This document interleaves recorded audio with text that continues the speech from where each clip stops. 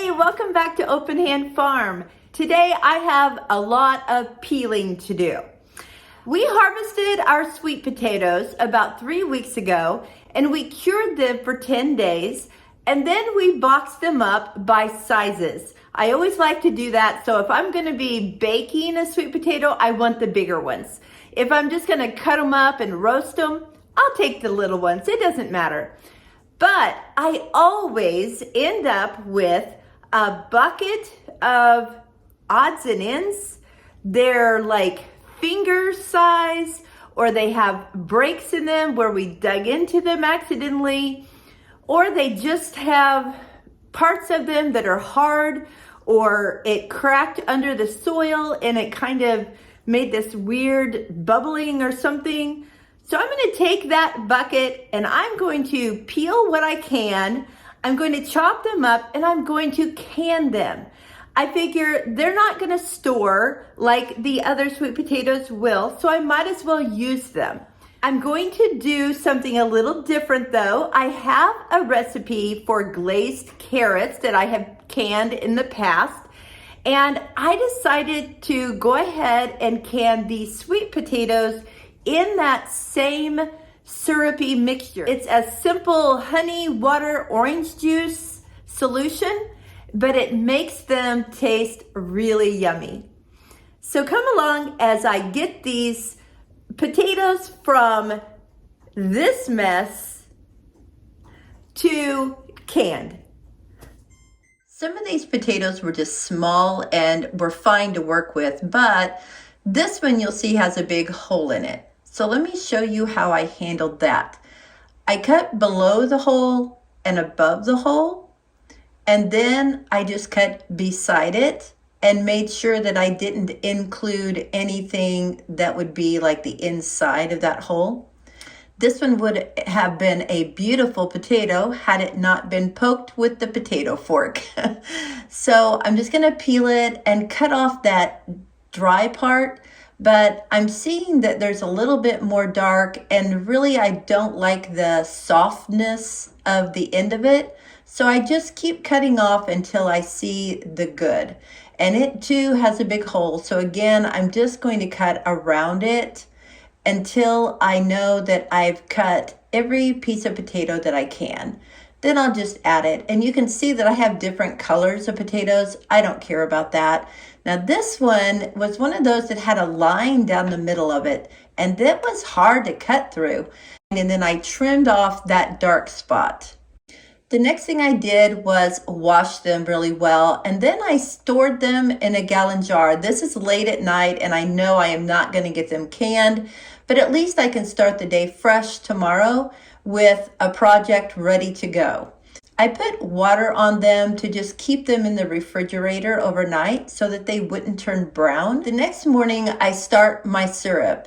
It's 1 cup of honey. Now I am making 3 recipes and my honey was a little crystallized so it looks thicker. I'm going to add the water, which is 2 cups, which is 6 cups for me. And then the next thing is orange juice. 1 cup of orange juice, so I'm doing 3. And I will tell you that this was almost perfect, spot on to fill 17 pint jars.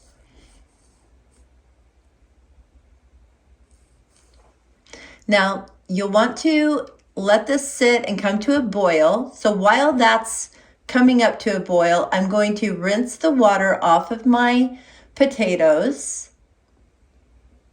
Now these have been sitting out all day, so they're room temperature. They're not cold right out of the fridge. I didn't want to put those in my hot jars because I have been heating my jars in my electric canner.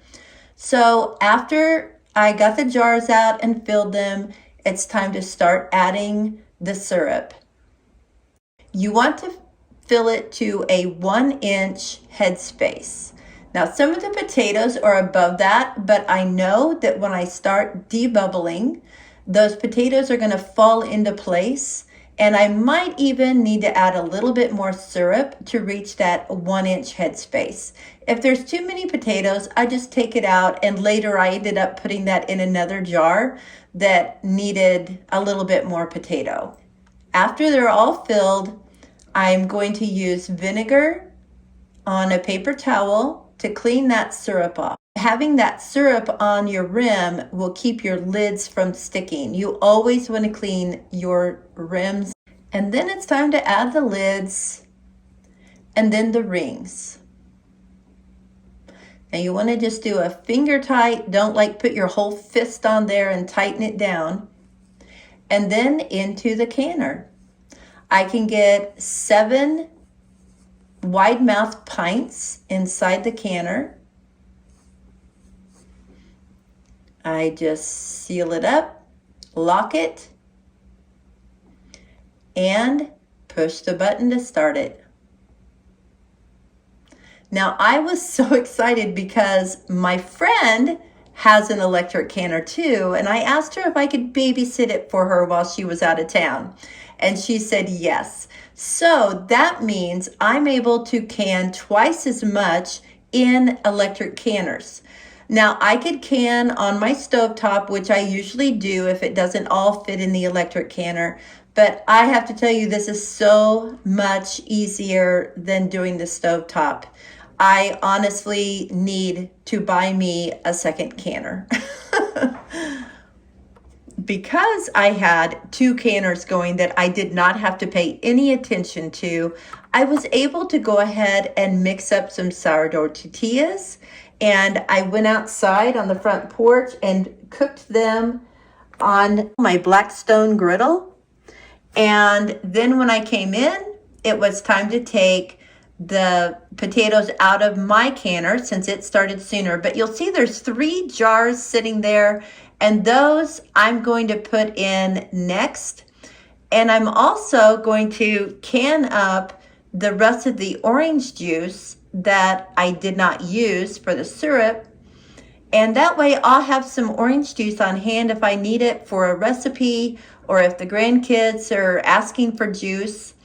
So I ended up with 17 pints of sweet potatoes in syrup, and then the equivalent of 6 pints of orange juice. But what you didn't know is in the last few days, I've also done chili beans, chicken, honey cinnamon apples, and Alfredo sauce. So that means I've done a total of 14 quarts and 55 pints in the last few days with having 2 electric canners going and still doing other things around the house.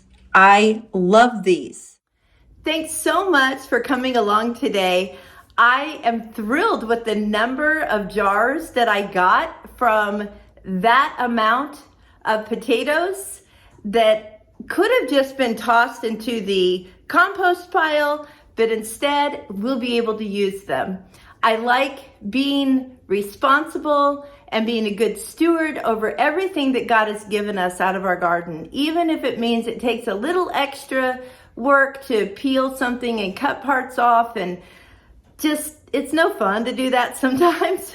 But in the long run, we end up with food that we would not have had. Thanks again for coming along, and until next time, blessings on you and yours.